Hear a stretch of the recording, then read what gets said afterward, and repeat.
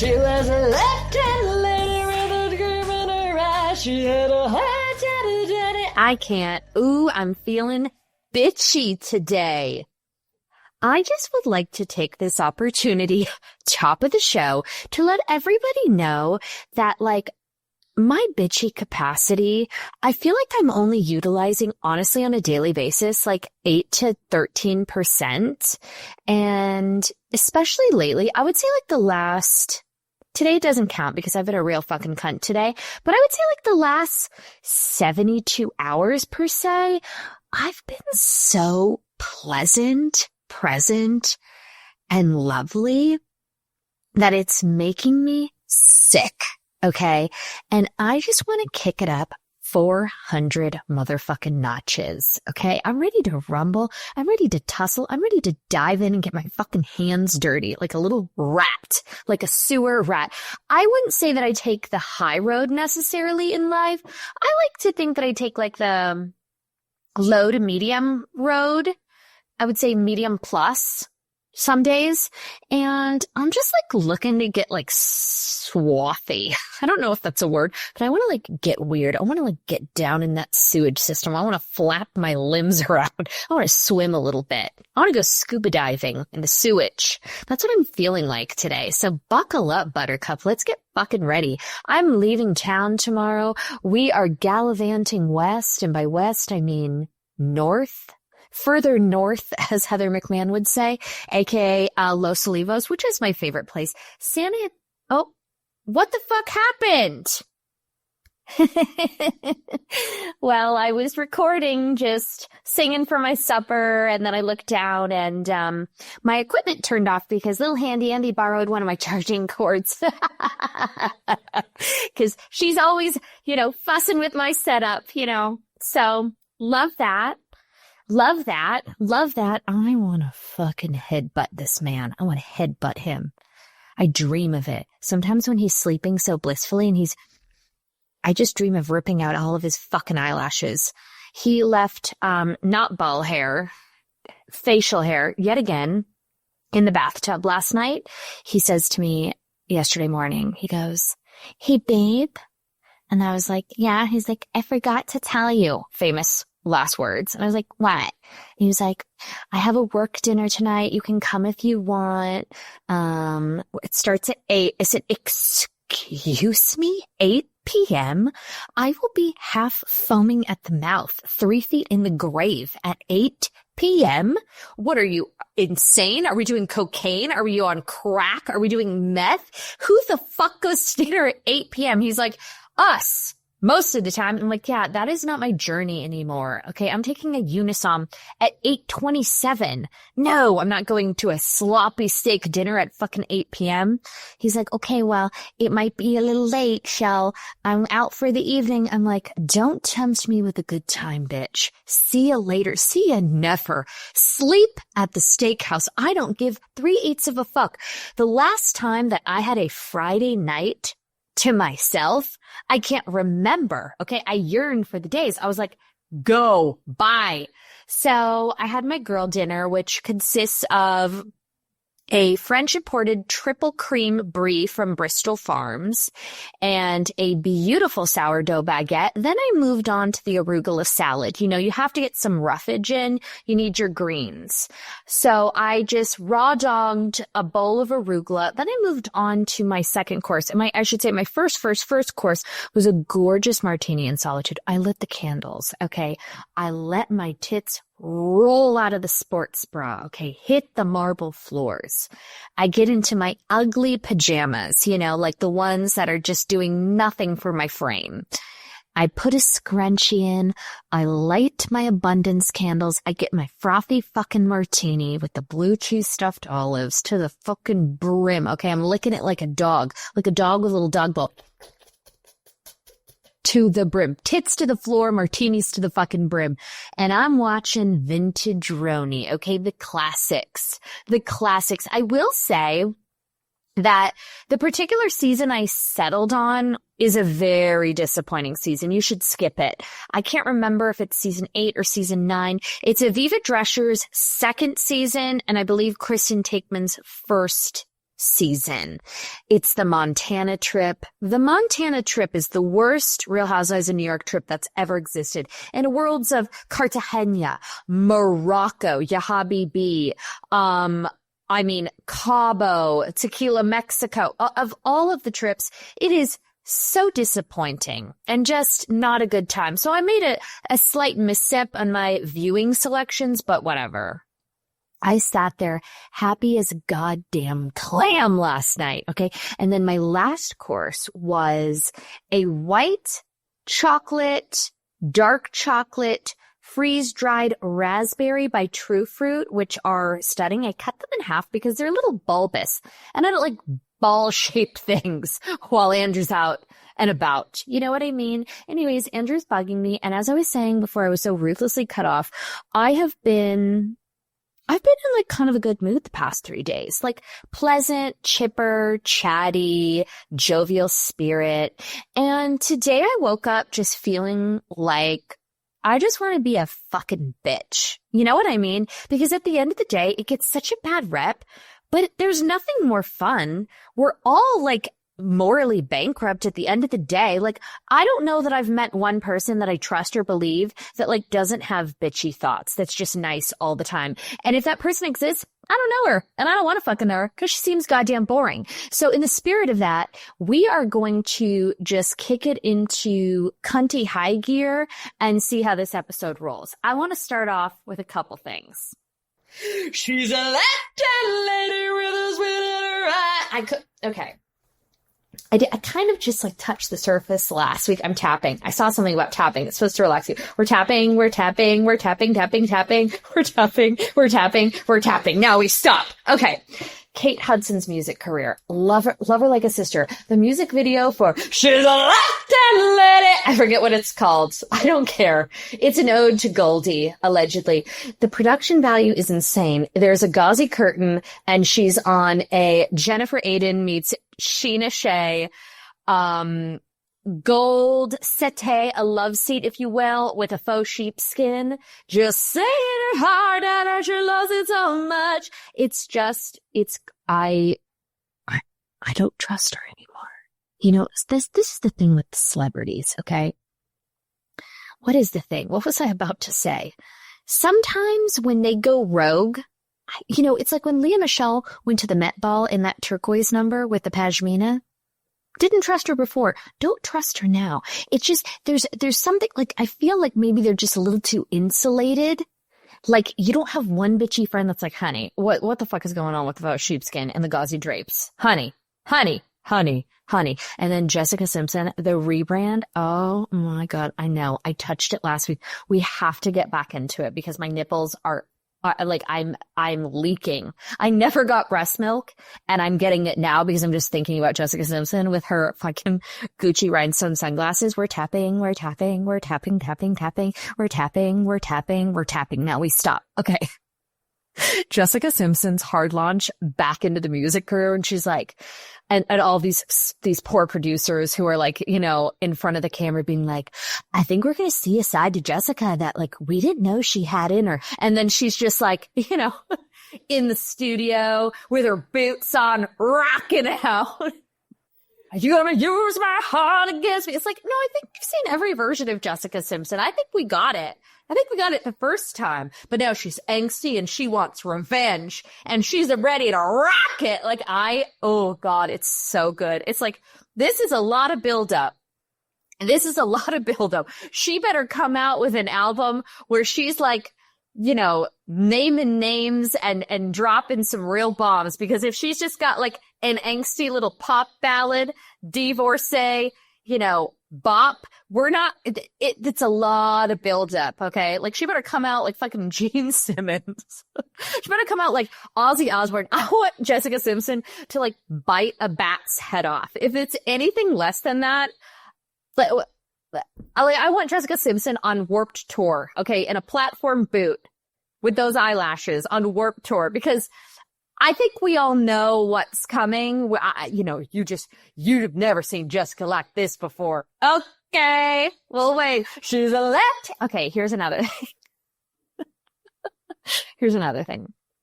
Okay, I wasn't going to talk about this, but we have to, like, we have to. It's crazy. Every day, every second, there's a new development. And by new development, I mean, not fucking much. So the Jason Baldoni, aka formerly known as Justin Baldoni, Blake Lively saga continues. The judge, gave them a 1-day extension to amend the complaint.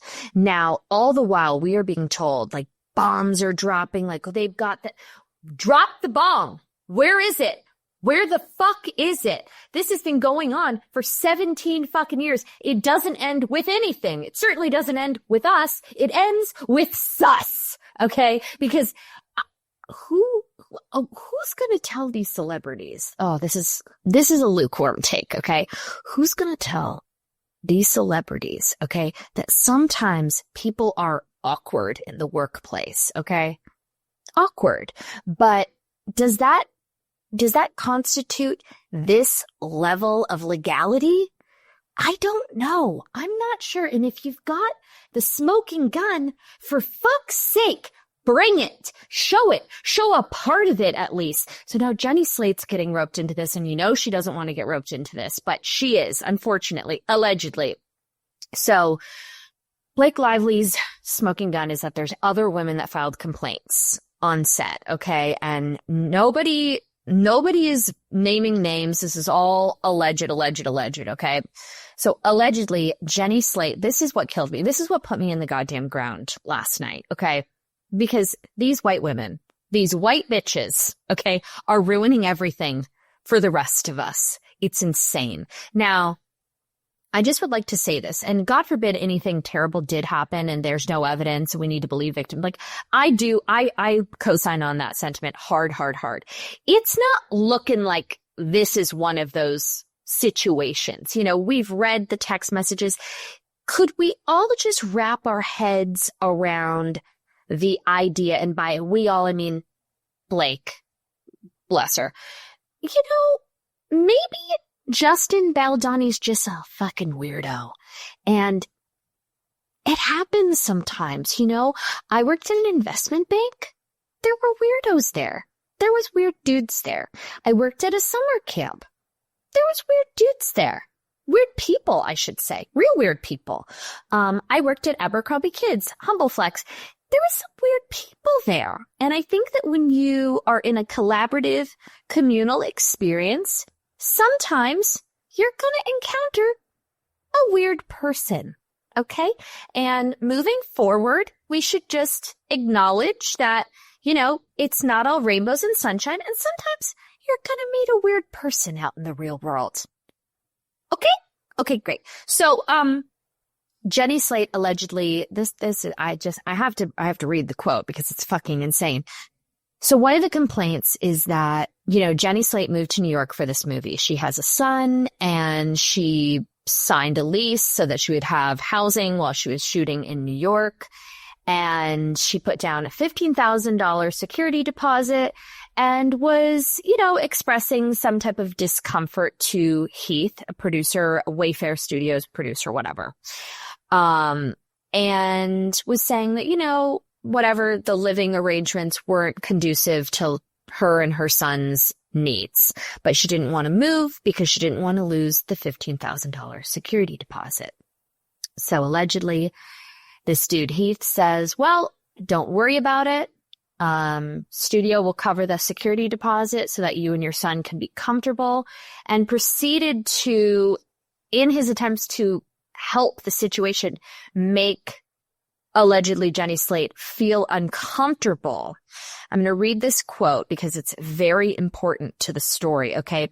Heath allegedly told Slate that Wayfair would reimburse her for the security deposit loss, but did so in language that unnerved Slate, with sources saying he focused so intensely on the sanctity of motherhood and Slate's role as a mother. The comments reportedly made Slate feel so uncomfortable, she filed a complaint. A rep for Slate did not return a request for comment, nor did a lawyer for Heath. Okay. Once again,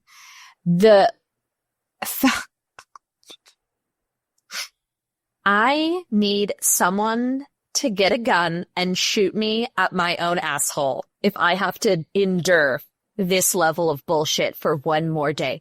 This is fucking insane, okay? Get that Windex out and spritz, spritz, spritz and wipe that glass ceiling. This is fucking nuts, okay? You guys, I'm off the ride. This is kook-a-doodle-doo. This is a merry-go-round that I want to get off desperately. I'm getting off. We're getting off. We're getting off. Goodbye. I am, oh God. God is good today. Okay. I love Skims. I started wearing Skims when I was pregnant. Also, my cousin Joe, who is just like the biggest label whore and like t-shirt connoisseur, sweatpant connoisseur, shopaholic, borderline. She told me probably like 2 years ago, she's like, Skims is it. If you know, you know, they have the best t-shirts. They have the best sweatshirts. They have the best thongs. They have the best bras. And I was like, really?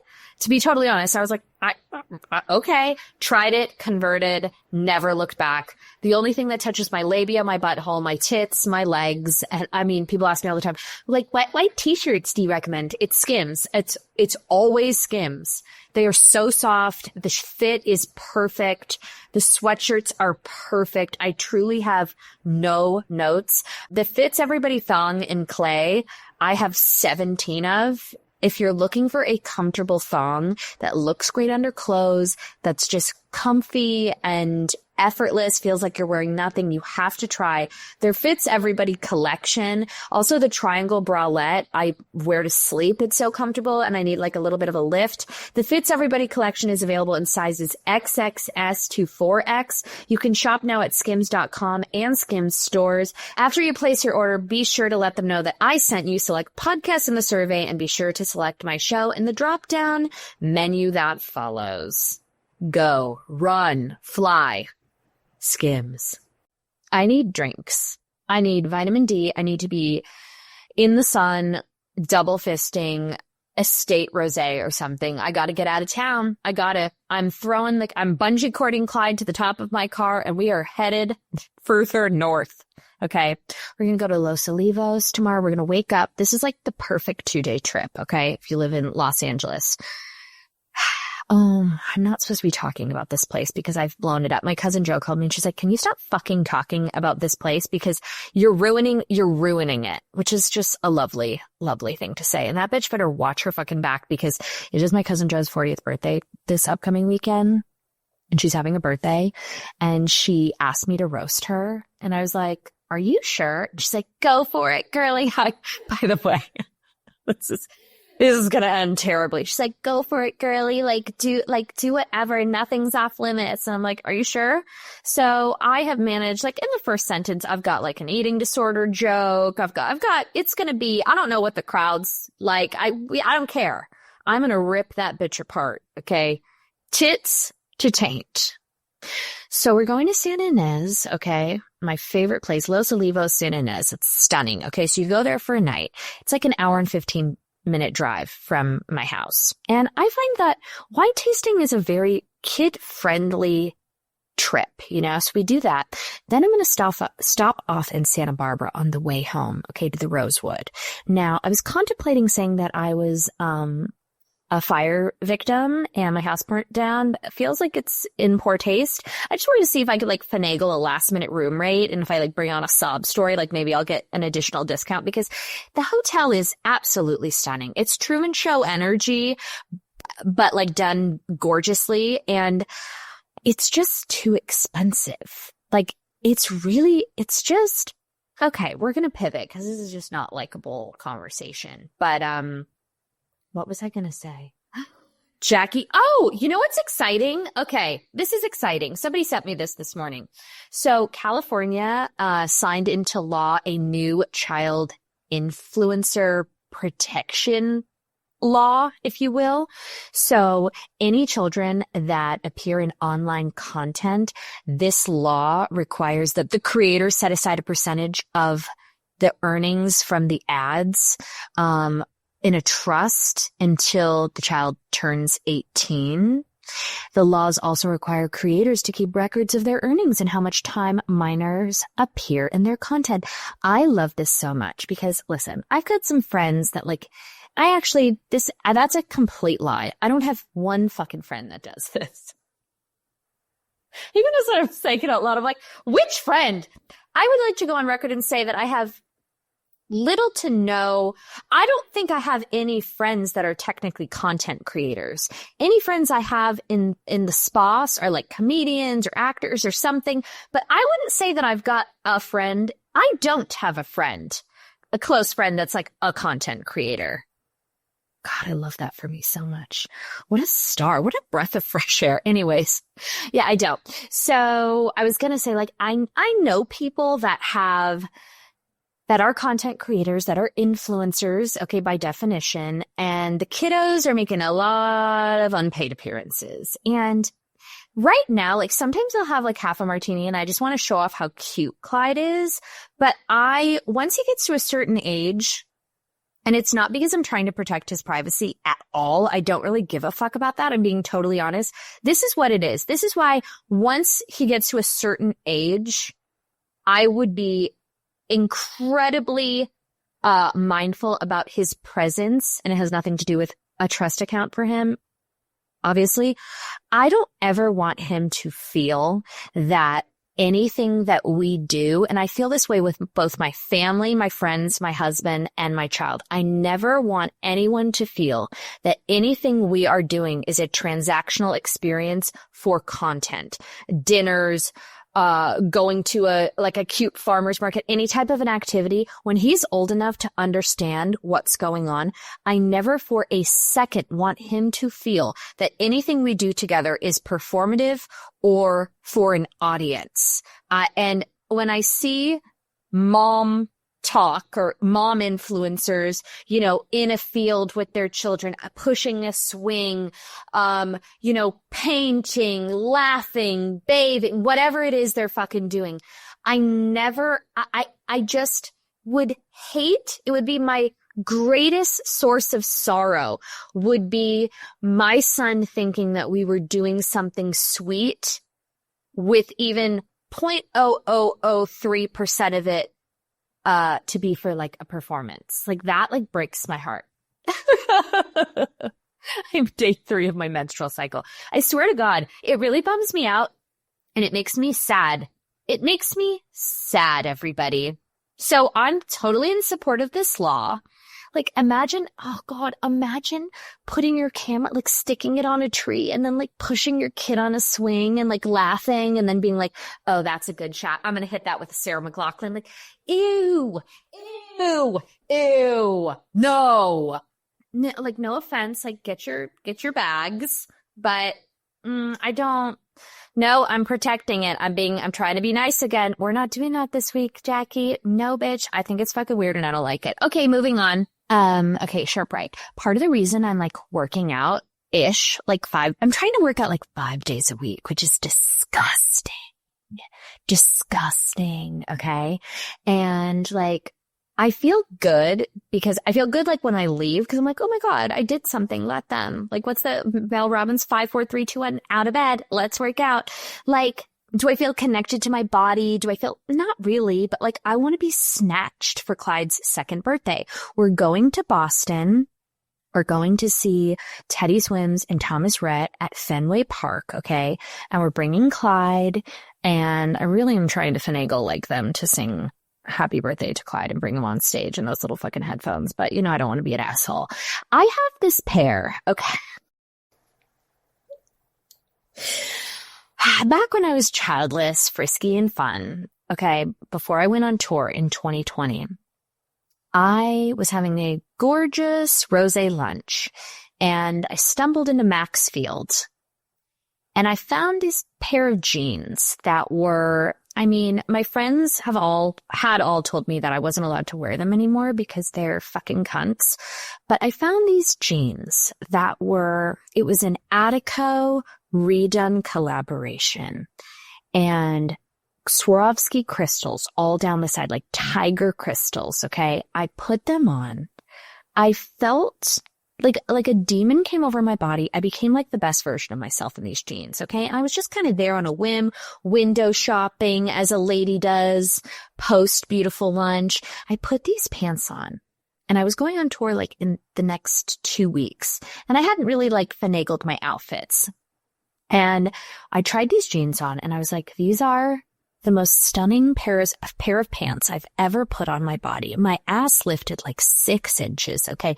My waist was snatched. I looked like a long, leggy rhinestone cowgirl. I was ending my tour in Dallas for a pretty large crowd, and I thought, these are my abundance pants, okay? They were so expensive. I can't even say it out loud for a pair of jeans because it is Blake Lively adjacent. Remember when she showed up to the press tour and she was wearing, I think, like $10,000 jeans and everyone was giving her shit? Immediately, those Attico jeans like flashed in my brain. I'm like, Jackie, you're not going to say a damn fucking word, okay? Rhinestone Cowgirl, Dolly Parton, because you're one click away. They were not $10,000. I would never. But they were like over 2, and that's not a flex. That's embarrassing as fuck. Needless to say, like, I can't consign these pants. I'm never going to get rid of them. I have worn them 768 times. I would like to wear them in Boston at that show for my son's 2nd birthday, preferably with a crop top and a body chain. But I can barely finagle them over my thigh anymore. And I used to wear these all the time. And the fact that they don't fit me really fucking bugs me. And I stare at them all day, every day, thinking about how much money I spent on them, thinking about the joy they brought me, thinking about all the life moments they've taken me through. And I need to finagle them over my ass. So that is my goal. That's why I've been working out. What was I going to say? Okay. So in this, new year, new me moment of Pilates princessing, okay? I have caught glimpses of myself in the mirror recently, and I have a new alter ego. Now, my alter ego used to be Katinka Dijon, which is very on brand with the Attico redone sparkly denim version of myself that existed 5 years ago. Katinka Dijon, she's not dead. She's just frozen for a little bit. She's, in a chamber next to Walt Disney. But my new alter ego, my less sparkly version 2.0, her name is Jerrika. I looked at myself the other day. I saw myself in the Trader Joe's window with a messy bun and a crossbody bag, okay, and a schlumpy sports bra and like a slipper with a Pilates sock. I looked at myself and I said, who the fuck is that bitch? It's me. It's a mix between Erica and Jessica. Her name is Jerrika, okay? And I'm serving Jerrika right now. Jerrika has a beige Stanley, a crossbody bag. She's got one of those, unlimited car wash memberships, and she's just getting pie. You know what I mean? She's loving the Sephora sale, and it's not who I am in my soul. It's just, there's Jerrika. So we gotta phase her out. But yes, that's my alter ego. Jerrika goes to Home Goods a lot. Jerrika drinks out of her Las Vegas Bedazzled, airport cup just to feel a little sparkle. Jerrika's like 1 click away from nail art. Nope. Jerrika loves the Lululemon gift card. Jerrika don't live here. She don't live here anymore. It don't live here. By the way, I was singing that to Clyde. We're on a shuffle journey, and I was singing that song. I was nailing every single note. Jerrika came across a new karaoke song. I have to tell you. Oh, he's awake from his nap. I was singing Fiona Apple's Criminal to Clyde yesterday on the way to school, and I sounded unbelievable. Like, that is my vocal range. And I texted Andrew and I was like, later, I'm going to sing Criminal for you, and you're going to climax because it's my perfect range.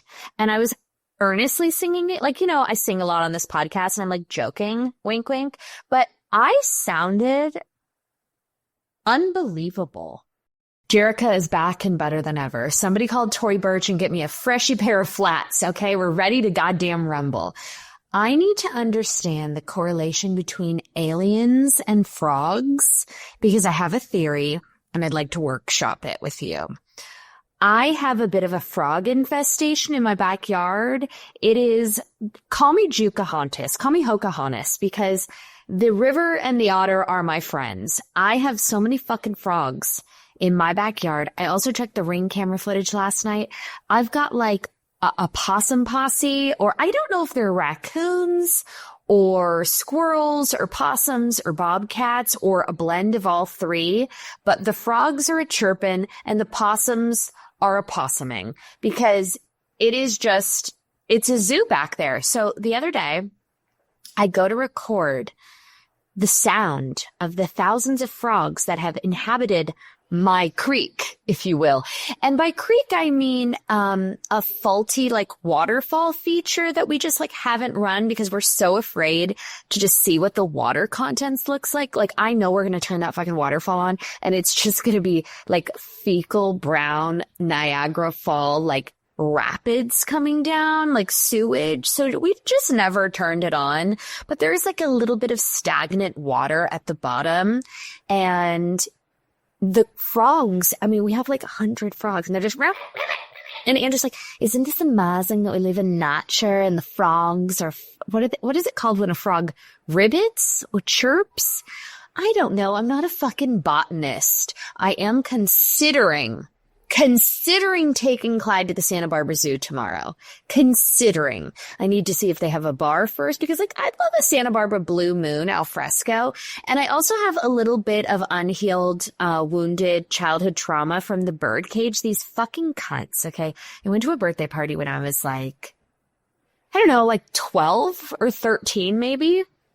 And it was like the cool girl's birthday. And I was really fucking excited because I was definitely like I was the funny friend. But like, by the way, the fact that we have stigmatized being the funny friend as like the ugly funny friend into a bad thing. Like, do you want to be the bitch that peaks in middle school? Not really, Jerrika.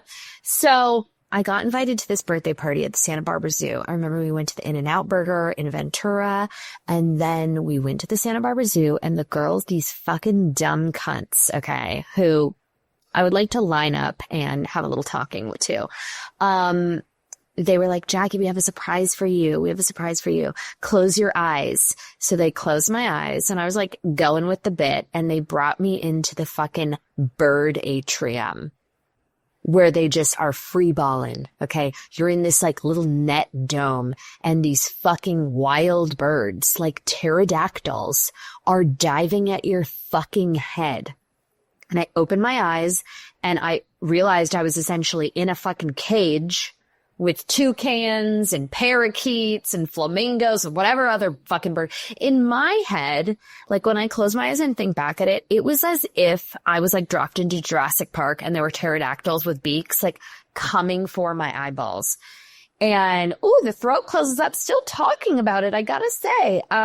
So I will never go back in that bird atrium. And, you know, I think it's important to face your fears and just tackle them head on for the better sanctity of my child's nourishment of his brawn.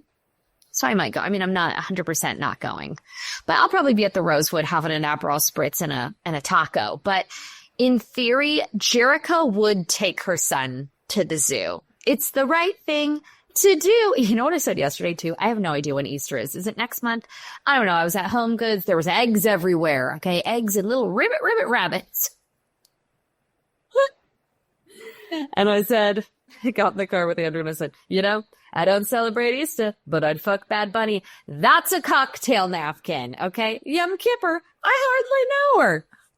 I never landed the plane about the frogs. Okay, so I go outside to try to like get a video of the frogs because it's like a symphony of frogs. Franklin. No, Franklin was a turtle. Who's a frog? Kermit and co.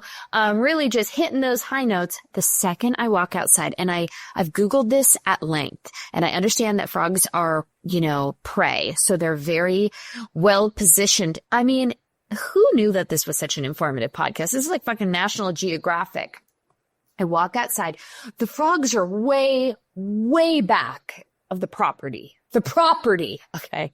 That is very condescending. I don't like the word property. Put that one on the list. Vase, property, boutique, colloquialism, Alicia, Alessia, all of the things. Put it on the list, okay? So the second I walk outside, and I am many, I don't know, yards away from these frogs, all of a sudden, silence, okay? So then I start thinking, what if they're not frogs? What if they're aliens supervising me? Which, by the way, aliens, if you're listening to this, I believe we've had an encounter before, which I will not get into. However, if you were to observe a human, I'm just saying it would make a lot of sense to observe me because I am a hoot and a half. So you can't fault them. But then I started Googling some shit and I'm like, are frogs related to aliens? I'm going to stop. We're just going to like cut this raw because there's nowhere to go from here. And it's getting weird. Speaking of home goods, I'm just not going to, when you just like, you start to participate in a conversation that feels broken and manic. And then as you're saying it out loud, you're going to be like, people think I'm fucking psycho. So we're just going to stop. Speaking of home goods. Okay.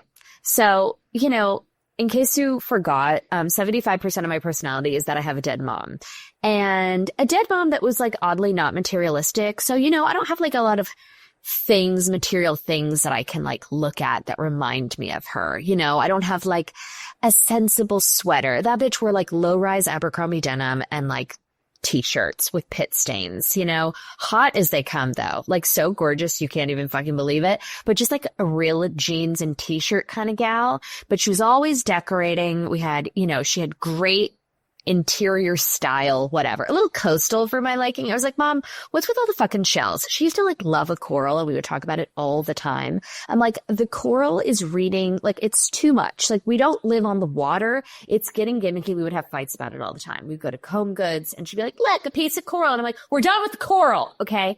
That's not the point. So me and my sister were talking years ago about there's this one planter that we thought was a family heirloom. That was an antique. Okay. That was passed down generation to generation to generation. Okay.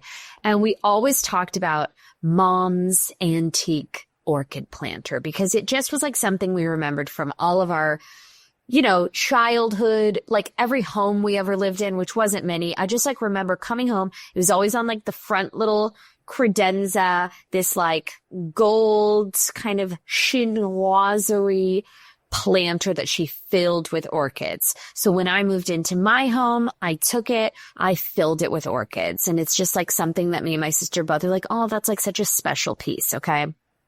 So, was it 2 weeks ago, whenever I had a dinner party for my grandma Gloria and I was doing my tablescape and I lifted the orchids in the sensible planter off from my table and did my little tablescape or whatever. And we took the orchids out. My housekeeper was like, this is such a bad story. Like, I just fucking hate myself. I'm in a terrible mood. I was popping off the pages yesterday. This morning, I'm underwhelmed. So my housekeeper, Rosa, was like taking care of the orchids and she was cleaning out the planter. And I go in the kitchen and at the bottom of the planter, I see the familiar goo and imprint of a Home Goods fucking sticker. And it reads 1999. This fucking bitch, aka my dead mother, roused us into believing, and I don't even know if she intentionally did it, that this was like some beautiful antique that was brought over to Ellis Island. Like maybe me and my sister are just so broken, like yearning for any type of connection that we have romanticized this fucking planter when in actuality it was $19.99 from a Home Goods, which only makes me love it so much more. I'm going to post a photo because seeing is believing. I look at the thing and my housekeeper is trying to like clean off the sticker. I said, don't you dare. And she's like, it's so ugly. And I'm like, this is family, Rosa. This is an heirloom. We must preserve the sanctity of the Home Goods sticker. And don't forget to sign up for the TJX Rewards card. Good news, everybody. Ben Affleck wants to move on and date again. Well, ladies, line up for that back tattoo. I really thought about this. Would I go on a date with Ben Affleck if I was available? I love forces of nature so much. And there was a time where it would be without hesitation, yes. And I think I even am on record saying that between Matt Damon and Ben Affleck, I would go Ben Affleck. But after seeing the interiors of his home with Jennifer Lopez, which I don't think he had a large part in, the undersized love seat, the ruffles, the Rachel Ashwell, everything looks like my twin bed from my short stint at community college. The Target by Shabby Chic diffusion line bedding that I grew up with. So many ruffles. Like we will never discuss it again, but we will. All the reclaimed wood. Ooh, chills down my spine, and not in a good way. I think the answer would be no. I think I'm not going on a date with Ben Affleck. He seems on the fritz. He seems like he needs a Zyn and a tall glass of matcha, and maybe a rehabilitation center. I'm not making light. He needs a breath. You know what I mean? He needs to go to Bali and find himself. And I typically don't encourage that for anyone, because nothing says you've lost yourself than going to Bali to find yourself, because you just I know so many people. I can name 8 people that have gone to Bali to find themselves. And nothing reads more broken. There's such strength in just staying put. I think we forget about it. I think it's gotten old-fashioned or not glamorous, because now we have all of these little cancer bricks in our hand. So it's content. And it's a cuter setting to have a mental breakdown. But in actuality, if you're really doing the work, call me Mel Robbins. Thank you very much. Let them. But if you're really just sitting with it and doing the work and grinding it out in a mundane, non-glamorous way, I find that to be more long-term beneficial than getting a headscarf and an ankle tattoo, some puka shells, and a free people tunic, and then going to Bali to watch the sunset and reconnect with nature. I don't know. There's certain places in the world that I just have no internal pull or desire to visit. And I feel I was saying this while I was watching White Lotus. I'm do I need to go to Thailand? I'm not sure that I do.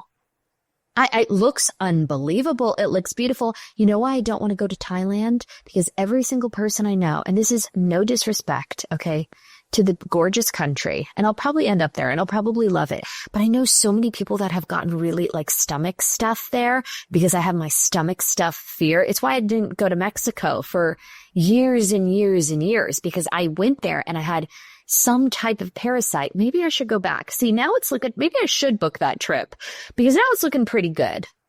A parasite could do wonders for my Attico genes come July.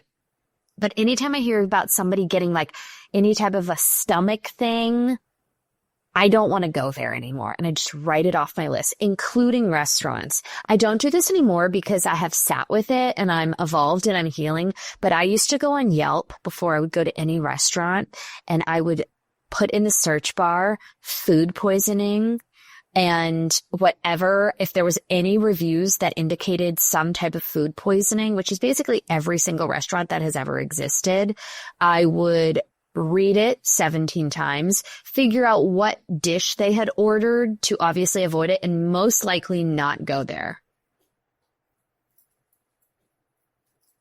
Hi. Arturo is here. It's a Sunday and there's no days off. I can't get a fucking break in this house. If you hear jackhammers in the background, lo siento. I don't know what to tell you. I'm losing my mind. Okay. The floor's not done. And and everyone wants to get it done. So it's a 7-day-a-week thing, not per my instructions. You guys, 30 seconds away from lighting this house on fire. Wait, I know I said we were never going to discuss it again, but we will be discussing it again at least 600 more times. So The Hollywood Reporter, have you guys seen the cover? Okay, so it's Justin Baldoni, Blake Lively. It's this kind of like cartoon-like artwork that is inspired by the story of David and Goliath from the Bible, which, by the way, with a gun to my head, could not tell you at all what that means. Maybe I should do some light reading in Sana Inez by the Vineyard this weekend. I'm going to Google that later, but hopefully you already know, so I'm not going to like bore you with the explanation. So the cover is a photo of Blake Lively aiming a slingshot with her phone inside at her opponent, Jason Baldoni, formerly known as Justin Baldoni, who is holding a copy of the Colleen Hoover It Ends With Us book. And then in the background, in the landscape version, I should say, Ryan Reynolds is dressed as Nice Pool, who's standing behind Blake, while Justin's lawyer, Brian Friedman, stands beside him. So Blake's team blasted the cover, obviously. They said The Hollywood Reporter should be ashamed of itself, especially because it's obviously showcasing Blake as like the aggressor, despite the allegations of sexual harassment. They say the framing in this picture is outrageously insulting as it plays into every sexist trope about women who dare file a workplace complaint, turning them into the aggressor and suggesting they deserve the retaliation that comes their way. I would like to just say, once again, PR 101 with Jackie. Let's not, you're diluting the waters of women who have been victims. Like this is the problem of this whole thing. If you've got the smoking gun, I've said this a million times, shoot it, show it. Like let's get to it. But all of this mincing and parsing of minutia, when at the end of the day, like I believe Justin Baldoni to just be a kind of weird, not creepy in a sexual way, but just like an awkward, weird dude. That doesn't mean that he sexually harassed Blake Lively. He could just be awkward and weird and made her uncomfortable. A lot of people make me uncomfortable. I saw a woman driving a white Lexus, 2 days ago, and her license plate said Wild One on it. She looked like a substitute teacher headed to the Abercrombie sale. You know what I mean? Did she make me uncomfortable with her personalized license plate? Yeah. Wild One made me uncomfortable. Am I going to file a complaint? I don't think so. God forbid. And we have to make these caveats because we just don't know. We only know what we've been presented, which doesn't look great. But the problem with all of this is that it sets us back in the way that without the meat to the sandwich, it dilutes the waters of women who are suffering in a real way, who don't have relationships with the press and hundreds and millions of dollars and publicists and forensic attorneys and resources to seek retribution. That's the problem. And it's that chip that's missing with both Blake Lively and Ryan Reynolds that is making this so undigestible for everyone watching. There's a disconnect. There's a lack of self-awareness in the way that they approach this publicly. It's the SNL of it all. Do I think that was weird? Kind of. Like on one hand, I think that hiding feels shameful and you should live your life. And I think that there is value in eyeballs and like public appearances because I think that it like humanizes them in a way. But going to the SNL thing with a bunch of celebrities and then making an awkward joke and then doing a little bit, I don't know if that was the right thing to do. Bethany Frankel and her cottage cheese bagels and everything else under the Tuscan sun, she was saying how genius it is. At first I thought, oh, okay, they're making a joke. They're taking acknowledgement. Maybe this is their way of showing that they know what's going on and they're reading what everyone is thinking. But because of the context of the lawsuit being perhaps allegedly wrongfully accusing someone of sexual harassment to like take charge of a movie about domestic violence, it's that part that makes it icky and not funny. And with the nice pool of it all, you guys, this is crazy. This is a crazy, crazy fucking lawsuit. I don't know where we go from here. You know where we go? Wine tasting. Thank you everyone for listening. I'm sorry I was a little rusty on the second portion of this episode. I'm foamy at the mouth and I'm just red leather, yellow leather, red leather, yellow leather. I'll talk to you next week. I'll be back and better than ever. Love you so much. Have a great week. And just remember, nope, I'm not going to do it. Okay, bye.